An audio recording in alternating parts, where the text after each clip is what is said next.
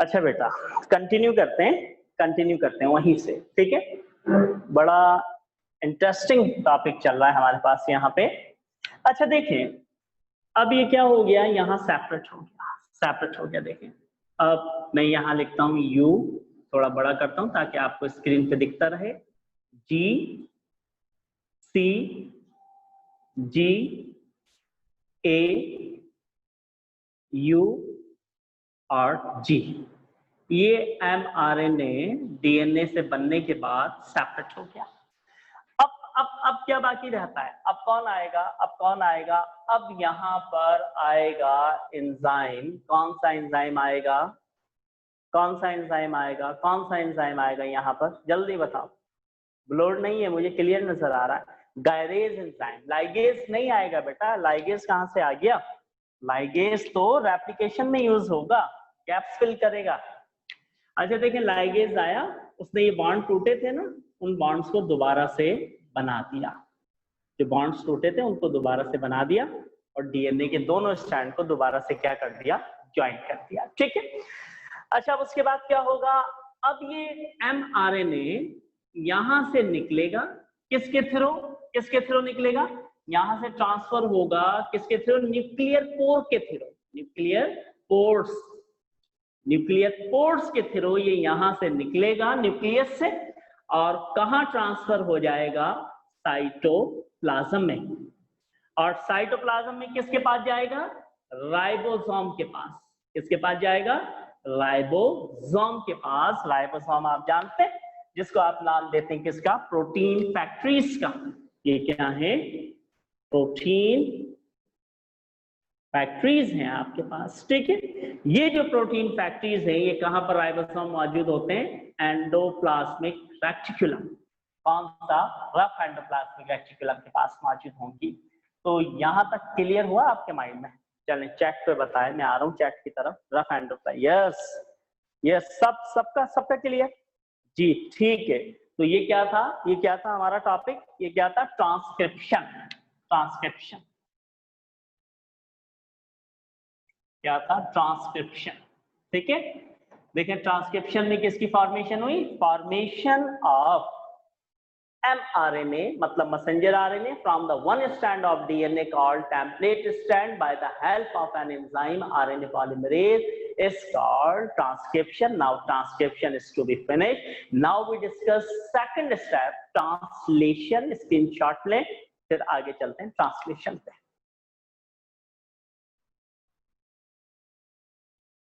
Done, ठीक है जी, साफ कर रहे हैं। कॉन्सेप्ट क्लियर कीजिएगा, फिर मैं कह रहा हूं कॉन्सेप्ट क्लियर कीजिएगा। नो रटिफिकेशन। फंस जाएंगे एमसीक्यूज में, रट्टा मारेंगे तो।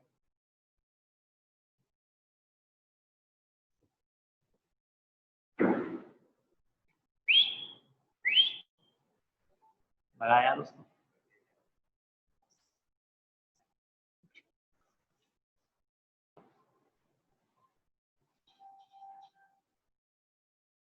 चलें जी। अच्छा, एक बात और समझ लीजिएगा, चलिए ट्रांसलेशन के ऊपर बात करते हैं। पहले डेफिनेशन लिखता हूं। Translation, what is translation? Is a very simple, the formation of polypeptide. Polypeptide क्या है? एतराज हो पॉलीपेप्टाइड पे तो प्रोटीन का वर्ड यूज कर दीजिएगा, बात एक ही है। फॉर्मेशन ऑफ पॉलीपेप्टाइड या प्रोटीन, ठीक है। फॉर्मेशन ऑफ पॉलीपेप्टाइड या फिर प्रोटीन, ठीक है। कहां से? From the ribosome is called translation. ये क्या कहलाएगा? ट्रांसलेशन कहलाएगा, ठीक है। अच्छा देखें, in translation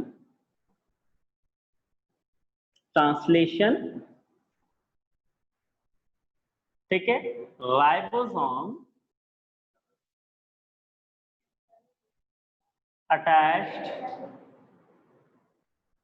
with the, short form में डेफिनेशन लिख रहा हूं, ribosome attached with the one strand या वन साइड, वन स्ट्रैंड कहते हैं या वन साइड कहते हैं, वन साइड चले, वन साइड ऑफ mRNA, ठीक है। द राइबोसोम, बताऊंगा मैं कैसे, ribosome moves along the mRNA from one and कर लें, यहाँ वन एंड क्या करें, from, ribosome move along the mRNA from one and to another and, एक एंड से दूसरे एंड तक मूव करेगा। The tRNA present in the cytoplasm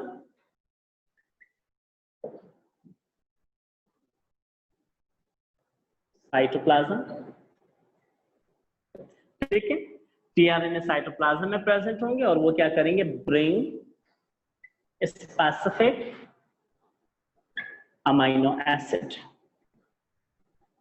वो स्पेसिफिक अमाइनो एसिड को ब्रिंग कर करेंगे। तो ट्रांसलेशन में ये होगा, इसका स्क्रीनशॉट लें, डायग्राम बना के समझाता हूं आपको कैसे, ठीक, जल्दी ले लें भाई, काम बड़ा। हाँ एटीपी भी चाहिए होगी, आएंगे बेटा सब चीजों पे, आयशा आएंगे, डन है, ले लिया स्क्रीनशॉट, मैं साफ कर रहा हूँ इसको, ठीक है। अच्छा जी, देखें थोड़ा सा कॉम्प्लिकेटेड होगा, जेनेटिक कोड भी आएंगे चैप्टर में, जेनेटिक कोड का भी थोड़ा सा पॉलीपेप्टाइड में जिक्र था, जेनेटिक कोड का, जेनेटिक कोड क्या है इधर ही मैं आपको हाईलाइट कर दूंगा, उधर मैंने नहीं बताया था। अच्छा देखें यहां पर, सपोज करें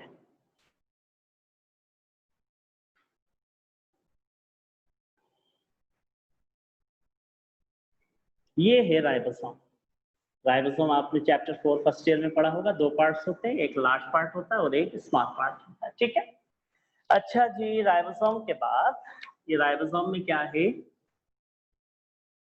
ये क्या है पता होगा जिन्होंने मुझसे पढ़ा है, राइबोसोमल आरएनए, ठीक है।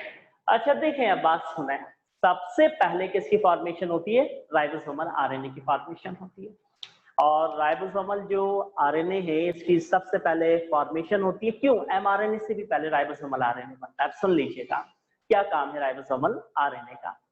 देखिए तीनों आरएनए अपने माइंड में याद रखें, बनेंगे किससे, डीएनए से, बनाने वाला कौन, आरएनए पॉलीमरेज, और कहाँ बनेंगे, न्यूक्लियस के अंदर, लेकिन ट्रांसफर कहाँ होंगे, साइटोप्लाज्म के अंदर, ठीक है, बनते का है न्यूक्लियस में। अच्छा जी, तो अब देखें सबसे पहले आरएनए पॉलीमरेज डीएनए से एक आरएनए बनाता है, चलें, आरएनए पॉलीमरेज क्या काम करा, डीएनए से एक आरएनए बनाया, किसके अंदर, न्यूक्लियस के अंदर, न्यूक्लियस के अंदर, और वो न्यूक्लियस से ट्रांसफर हुआ, कहाँ गया, साइटोप्लाज्म में, कहाँ गया, साइटोप्लाज्म में, और साइटोप्लाज्म में जाके बाइंड हो गया किसके साथ, bind with ribosome, bind with ribosome, ribosome के साथ बाइंड हुआ तो उसको हमने नाम दिया किसका, राइबोसोमल आरएनए का नाम दिया, राइबोसोम में बाइंड हुआ तो हमने उसको नाम दिया है बेटा किसका, राइबोसोमल आरएनए का, ठीक है।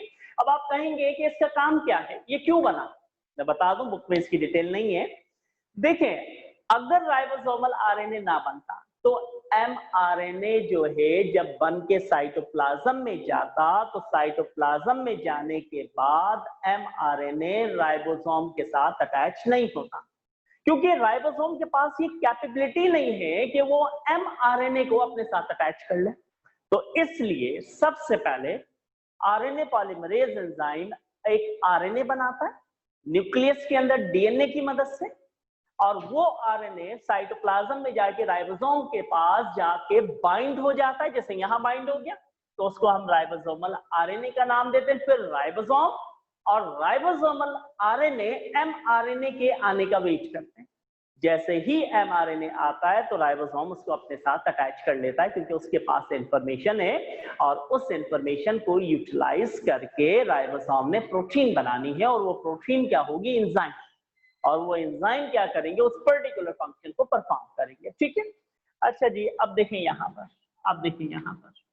अब यहाँ पर मैंने कहा कि ये आ गया, ये क्या है? mRNA आ गया। अच्छा, राइबोसोम के अटैच होने से यहाँ 3 कंपार्टमेंट बन जाते हैं, A, B, C। ठीक है। अच्छा जी, देखें यहाँ पर कंसंट्रेशन चाहिए बेटा आपकी बहुत ज्यादा। ये स्टेप थोड़ा सा टिपिकल है। ठीक है। अच्छा देखें, U A C G U C C U G C U A C G U। ठीक है। ये जो इंफॉर्मेशन है, इस इंफॉर्मेशन को हम किसका नाम देते हैं? हम कहते हैं कि this is a genetical information. ये जेनेटिकल इंफॉर्मेशन है, this is a genetical information. ये जेनेटिकल इंफॉर्मेशन को नाम देते हैं किसका? Triplet codon. ट्रिप्लेट कोडॉन कहते हैं। अब आप कहेंगे ट्रिप्लेट कोडॉन क्यों कहा जा रहा है? ये 3 तो नहीं है, 3 से ज्यादा है। ठीक है। इनको क्यों ट्रिप्लेट कोडॉन कहा जा रहा है ये आप समझ जाएंगे। मैं इसको साफ कर रहा हूं, इस साइड को साफ कर रहा हूं। ठीक है।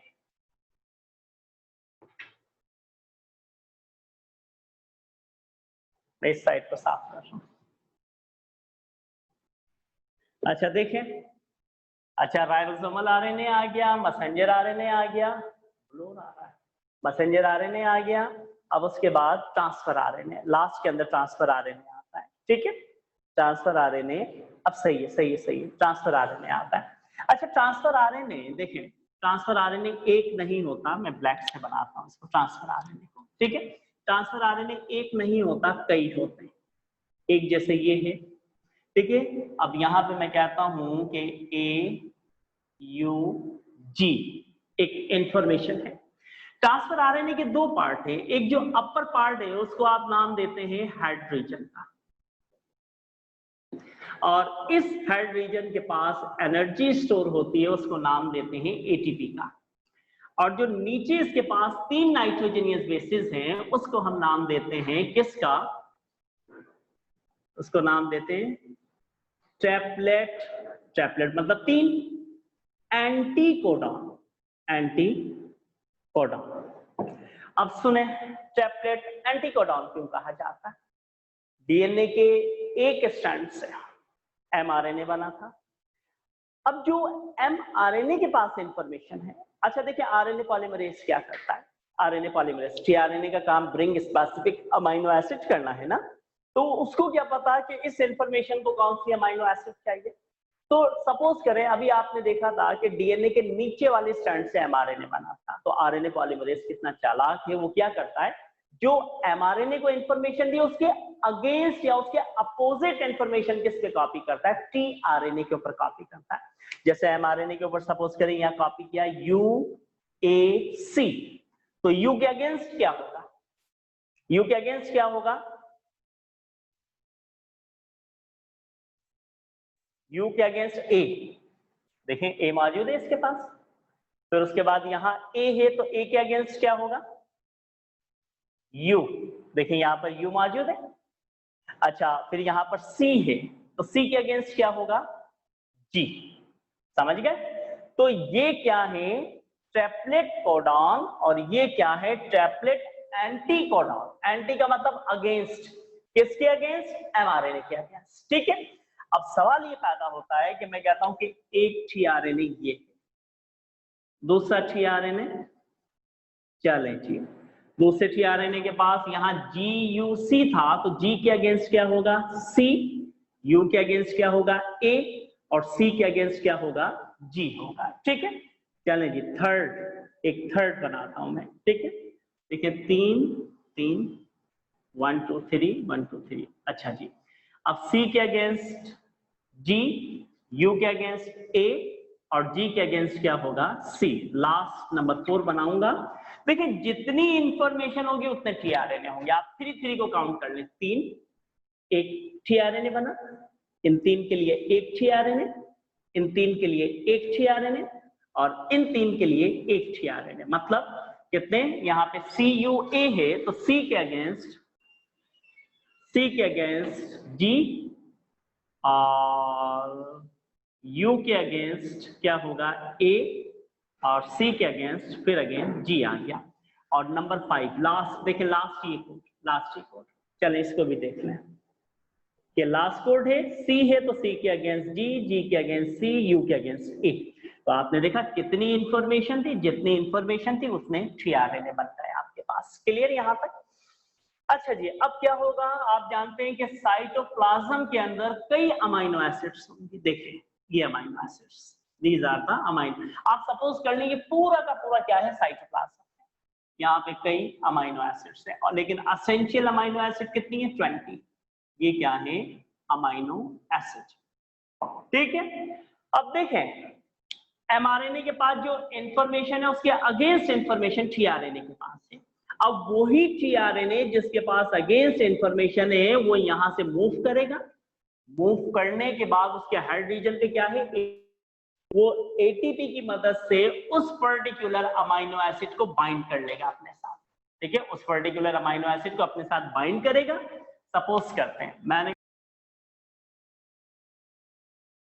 है कि यहाँ जो इंफॉर्मेशन है ना, इसके अगेंस्ट इंफॉर्मेशन यहाँ पर है और इस टीआरएनए को मालूम है कि वहां पे कौन सा अमाइनो एसिड चाहिए, तो वो उसी स्पेसिफिक अमाइनो एसिड को एटीपी की मदद से ब्रिंग कर देगा।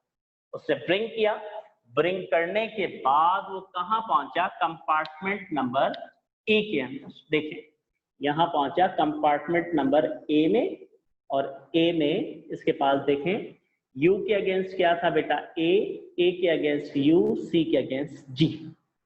ठीक है, और इसके हेड के ऊपर क्या मौजूद है, इसके हेड के ऊपर ये मौजूद है अमाइनो एसिड, बाइंड हो गया आकर के। ठीक है, अब टीआरएनए की कितनी नाइट्रोजनियस बेसिस एमआरएनए के साथ बाइंड हुई है, कितनी नाइट्रोजनियस बेसिस बाइंड हुई है टीआरएनए की, कितनी नाइट्रोजनियस बेसिस बाइंड हुई है टीआरएनए की एमआरएनए के साथ, 3 नाइट्रोजनियस बेसिस। तो अब समझ आ गया कि एमआरएनए की नाइट्रोजनियस बेसिस को ट्रिपलेट कोडॉन क्यों कहा जाता है। ट्रिपलेट कोडॉन इसलिए कहा जाता है कि 3 nitrogenous basis of tRNA bind with 3 nitrogenous basis of mRNA के साथ बाइंड होती है। अब इनके बाइंड होने से, यहां पर इनके बाइंड होने से क्या होती है, डीकोडिंग। क्या होती है, decoding. What is decoding? Decoding क्या है, देखिए very simple, when 3 nitrogenous basis of tRNA bind with 3 nitrogenous basis of mRNA is called decoding. ये क्या कहलाएगा, डिकोडिंग कहलाएगा, जब 3 tRNA की नाइट्रोजनियस बेसिस mRNA की 3 नाइट्रोजनियस बेसिस के साथ बाइंड हो। और डिकोडिंग से क्या होता है, डिकोडिंग से जेनेटिक कोड्स बनते हैं। डिकोडिंग से क्या बनते हैं, जेनेटिक कोड्स। जेनेटिक कोड्स क्या है, मैं उस सेंस में नहीं जा रहा हूं, टॉपिक बहुत बड़ा हो जाएगा। ठीक है, अच्छा जी, अब उसके बाद क्या होगा, चलें जी, अब एक और, यानी कि यहां पर क्या टीआरएनए आएगा और आकर के कंपार्टमेंट नंबर 2 में बाइंड हो जाएगा। इसके पास अमाइनो एसिड, यहाँ पे क्या था, CAG। फिर एक तीसरा आएगा, देखें थर्ड, ये थर्ड आ गया, देखिए थर्ड आके बाइंड हो गया। ठीक है, और से समझिएगा बस एंडिंग पे है ये टॉपिक, C बाइंड हो गया, इसके पास भी ये अमाइनो एसिड थी। ठीक है, अच्छा जी, अब क्या होगा, अब मुझे ये वाली साइड रिमूव करनी है, स्क्रीनशॉट ले लें, मैं इस साइड को रिमूव करूं, आगे इसको चलाऊं। जल्दी करें, जल्दी जल्दी, टाइम नहीं है, फिर केमिस्ट्री की क्लास शुरू हो जाएगी 4:30 पे। जल्दी करें, हरी अप बेटा प्लीज, बोर हो गए मुझे ऐसा लग रहा है ना, बोरिंग टॉपिक है ना, बोरिंग है ना, नो नो, ठीक है, चलें जी, मेरी तो पूरी कोशिश है आपकी समझ में आ जाए। अभी भी किसी को समझ ना आए वो जाके दीवार से सर मार ले अपना, ताकि उसमें जो मौजूद उसका भेजा है वो बाहर निकल जाए। इससे ज्यादा आसान मैं क्या करूं, मैं खुद नहीं जानता। अच्छा जी चले आप देखें, अब सुनिएगा मेरी एक बात को, गौर से सुनना है, एंडिंग के ऊपर पहुंच गए हम बिल्कुल। ये है राइबोसोम, क्या है राइबोसोम, और बीच में कौन है, एमआरएनए। ये है राइबोसोम, बीच में कौन है, एमआरएनए। दीवार पे सर मारने का भी टाइम नहीं मिलता। हाँ भाई कहानी तो बड़ी ठीक है। ये देखें ये राइबोसोम, कहाँ गया मैं, मैडम मैं कहाँ गया, हाँ नहीं आ गया, गायब हो गया था, जादू, मिस्टर इंडिया। अच्छा देखें ये राइबोसोम, राइबोसोम गौर से देखिए मैं बता रहा हूं, और ये क्या है, एमआरएनए। अब सपोज करेंगे, सपोज करें कि एमआरएनए ट्रैक है, रेलवे ट्रैक, ट्रैक जिसको आप कहते हैं, और ट्रैक के ऊपर कौन मूव करता है, ट्रेन मूव करती है। आप सपोज कर लीजिए कि एमआरएनए एक ट्रैक है, चले मैं यहां लिखता हूं, ये क्या है, सपोज करें ये एक ट्रैक है, और राइबोसोम क्या है, एक ट्रेन। तो ट्रेन किसके ऊपर मूव करेगी, ट्रैक के ऊपर मूव करेगी। तो अब राइबोसोम एक एंड पे अटैच है, अब राइबोसोम मूव करेगा ना, इस एंड से मूव करता हुआ इस एंड तक आएगा। कैसे, देखें यहां पर, देखें यहां पर, देखें कैसे मूव करेगा, यहां तक तो आ रहा है।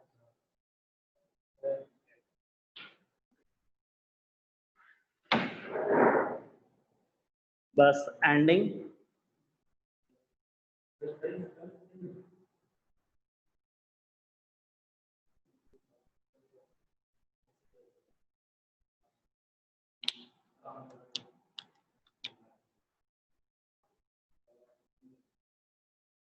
ठीक है जी। ये है, चलें इसको मैं थोड़ा सा बनाता हूं, ये है एमआरएनए, एमआरएनए, ठीक है। अच्छा एमआरएनए की nitrogenous bases U A C G U C, अब ये कुछ भी बना देता हूं मैं, ठीक है। इतना तो समझ गए ना आप लोग, 1 2 3, थोड़ी सी मिस्टेक कर रहा हूँ, सी, ठीक है, G U C U G A C U, ठीक है। अच्छा अब देखें जरा समझिएगा, इज द मोस्ट इंपॉर्टेंट, बस एंडिंग, ये टीआरएनए था, ठीक है। यू के अगेंस्ट ए के अगेंस्ट यू, सी के अगेंस्ट जी, ठीक है। एक टीआरएनए ये था, समझाऊंगा, जी के अगेंस्ट सी, यू के अगेंस्ट ए, सी के अगेंस्ट जी। एक टीआरएनए ये था आपके पास, ठीक है, सी के अगेंस्ट जी, जी के अगेंस्ट सी और यू के अगेंस्ट ए। सुनिएगा आप मेरी बात को, कि मैंने कहा कि सपोज कर लीजिए कि राइबोसोम एक ट्रेन है और एमआरएनए एक ट्रैक है, तो ये ट्रेन किस पे मूव करेगी, ट्रैक पे, ठीक है। देखें यहां से ये राइबोसोम, यहां से देखिए राइबोसोम आगे की तरफ मूव करा, आगे की तरफ मूव करेगा, जब आगे की तरफ जाएगा तो क्या होगा, सुनिए, देखिए ये टीआरएनए बाहर आ जाएगा, ये टीआरएनए आ गया बाहर। अच्छा इनके ऊपर अमाइनो एसिड्स तो बना दो, ये टीआरएनए कहाँ आ गया, बाहर आ गया। देखिए राइबोसोम मूव किया ना, आगे की तरफ गया, तो ये जो टीआरएनए था ये बाहर आ गया, देखिए ये बाहर आ गया, ठीक है।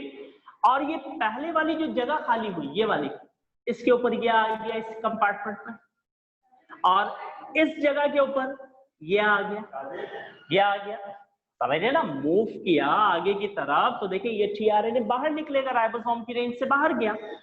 अब यहाँ पे ये बाहर निकला तो ये जगह खाली हुई, दूसरा पहले पे आ गया, और थर्ड जो था वो सेकंड पे आ गया, और थर्ड कंपार्टमेंट क्या हो गया, खाली हो गया। थर्ड कंपार्टमेंट खाली हुआ तो वहां एक और टीआरएनए आकर के क्या हो गया, बाइंड हो गया, ठीक है, एक और टीआरएनए आके बाइंड हो गया। अच्छा जब ये राइबोसोम की रेंज से बाहर निकला, ये वाला टीआरएनए, जब राइबोसोम ने मूव करना शुरू किया, आगे की तरफ गया, और ये जब आउटसाइड निकला, बाहर निकला, तो इसने अपनी अमाइनो एसिड को पीछे की तरफ छोड़ दिया, पीछे की तरफ, और पीछे से जो कहां मौजूद था, नंबर 2 के ऊपर, देखिए ये 1 2 3, अब नंबर 1 यहां आ गया, और जहां नंबर 1 था वहां कौन आ गया, नंबर 2 आ गया, और जहां नंबर 3 था वहां कौन आ गया, सॉरी जहां नंबर 2 था वहां कौन आ गया, नंबर 3 आ गया, और ये थर्ड का कंपार्टमेंट खाली हो गया, यहाँ एक चौथा अमाइनो एसिड आ गया, ठीक है।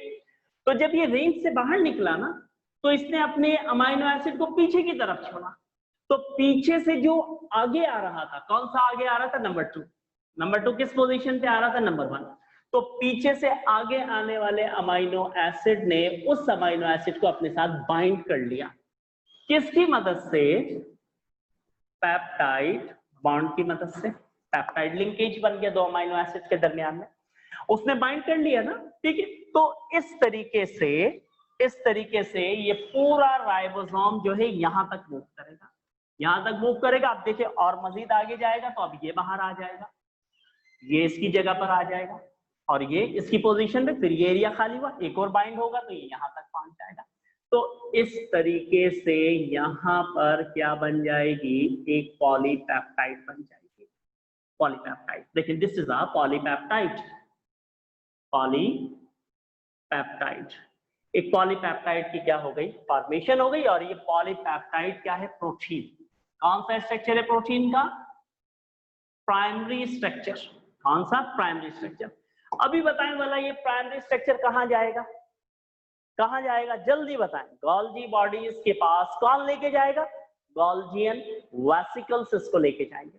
और गोल्जी बॉडीज इस प्राइमरी स्ट्रक्चर की क्या करेगा? पैकेजिंग करेगा। पैकेजिंग करेगा तो ये प्राइमरी स्ट्रक्चर कन्वर्ट हो जाएगा किसमें? टर्शियरी स्ट्रक्चर में। किसमें कन्वर्ट हो गया? टर्शियरी स्ट्रक्चर में। ये tertiary super folded 3 dimensional structure. और ये टर्शियरी स्ट्रक्चर क्या है? एंजाइम। कौन सा एंजाइम है? इंफॉर्मेशन किसकी थी एमआरएनए के ऊपर? इंफॉर्मेशन किसकी ली थी मैंने? स्किन कलर की। वेरी गुड, स्किन कलर की इंफॉर्मेशन ली थी। अब ये एंजाइम क्या करेगा? To control skin colour. आपकी बॉडी में देखा सैंथेसिस ऑफ प्रोटीन में, जब प्रोटीन पढ़ा रहा था तो उस दौरान कहा कि जब प्रोटीन इनटेक कर लेते हैं तो इसकी क्या जरूरत है? तो भाई इसकी क्या जरूरत है, आप देख लें इसकी क्या जरूरत है। जितनी भी आपकी इंफॉर्मेशन है एमआरएनए लेके राइबोसोम के पास जाता जाएगा, प्रोटीन बनती जाएंगी और वो सारी की सारी प्रोटीन क्या है? एंजाइम्स हैं। और वो एंजाइम्स क्या करते हैं? आपकी बॉडी के पर्टिकुलर फंक्शन को कैटलाइज करते हैं, ठीक है। और ये सारी इंफॉर्मेशन किसके पास मौजूद है? डीएनए के पास मौजूद है, ठीक है। तभी आपकी बॉडी क्या करती है? वर्क आउट करती है, ठीक है बेटा। क्लियर हो गया, ठीक है। उसके बाद अब एक last topic, conjugated molecules. Verbally बता रहा हूँ, बुक के अंदर खुद देख लेना। 9 मिनट्स। थ्री स्टॉप कोडॉन नहीं आए। 3 स्टॉप कोडॉन क्यों आएंगे जोहा? 3 स्टॉप कोडॉन क्यों आएंगे? नहीं, वो जेनेटिक कोड में पढ़ेंगे हम 3 स्टॉप कोडॉन के बारे में, ठीक है ना। स्टॉप जेनेटिक कोड, उसको मैंने यहाँ जिक्र नहीं किया, टॉपिक बहुत लेंथी हो जाता, इसलिए मैंने उनको यहाँ से डिस्कस नहीं किया। हम चैप्टर 6 में डिस्कस करेंगे। चलें अब जल्दी से आप कॉन्जुगेटेड मॉलिक्यूल्स के ऊपर आ जाएं। कॉन्जुगेटेड मॉलिक्यूल्स कौन से मॉलिक्यूल्स होंगे? वो मॉलिक्यूल जो दो यानी कि दो आपके पास 2 यूं कह लें कि बायोमॉलिक्यूल्स आपस में कंबाइन हो जाएं, और कंबाइन होने के बाद जो मॉलिक्यूल्स बनाएंगे उस मॉलिक्यूल्स को हम कॉन्जुगेटेड मॉलिक्यूल्स का नाम देंगे, ठीक है। तो अब सिंपल है कॉन्जुगेटेड मॉलिक्यूल्स। जस्ट केमिस्ट्री की क्लास है, सर आ गए, जब भी मैं वाइंड अप कर रहा हूँ जल्दी से, ठीक है। अच्छा जी, कॉन्जुगेटेड मॉलिक्यूल्स में ग्लाइकोलिपिड्स है। ग्लाइकोलिपिड्स पहले भी बता चुका हूँ मैं आपको। ग्लाइकोजिन क्या है? पॉलीसैकेराइड, शुगर, और लिपिड्स क्या? Fatty acid. ये दोनों आपस में, दोनों बायोमॉलिक्यूल्स कंबाइन हो जाएं तो ग्लाइकोलिपिड्स बन जाएगा, ठीक है। या फिर लिपोप्रोटीन, लिपिड्स और प्रोटीन आपस में कंबाइन हो जाएं तो लिपोप्रोटीन बन जाएगा। न्यूक्लियोप्रोटीन, आपके पास न्यूक्लियर प्रोटीन और आपके पास यानी कि ये आपस में ये न्यूक्लिक एसिड और प्रोटीन, न्यूक्लिक एसिड और प्रोटीन। ये कौन सी न्यूक्लिक एसिड की प्रोटीन कौन सी है? न्यूक्लिक एसिड की प्रोटीन है हिस्टोन प्रोटीन। ये कंबाइन हो जाए तो न्यूक्लियोप्रोटीन। तो इस तरीके से 4-5 कॉन्जुगेटेड मॉलिक्यूल्स हैं। मुझे उम्मीद है आप खुद से पढ़ लेंगे, मेरे बताने की जरूरत नहीं है। क्यों? क्योंकि इसलिए मैं आपको प्रोटीन भी बता चुका हूँ, मैं लिपिड्स भी बता चुका हूँ, मैं कार्बोहाइड्रेट भी आपको बता चुका हूँ, मैं न्यूक्लिक एसिड भी, कंप्लीट चीजें सारी मैं बता चुका हूँ। तो अब अगर आप उनके कॉम्बिनेशन से समझ जाएंगे कि ग्लाइकोलिपिड्स क्या है, लिपोप्रोटीन क्या है, ठीक है। तो अब मैं यहाँ पे वाइंड अप कर रहा हूँ और अब से 10 मिनट के बाद आपकी क्लास स्टार्ट होगी। किसकी? 10 मिनट के बाद आपकी केमिस्ट्री की क्लास स्टार्ट होगी। अब आप फ्रेश हो जाएं। हमने बड़ा एक ड्राई किस्म का टॉपिक डिस्कस किया है, आप भी बोर हो गए होंगे, फिर इंशाल्लाह कल कंटिन्यू करेंगे chapter number 3 enzyme. Thank you very much.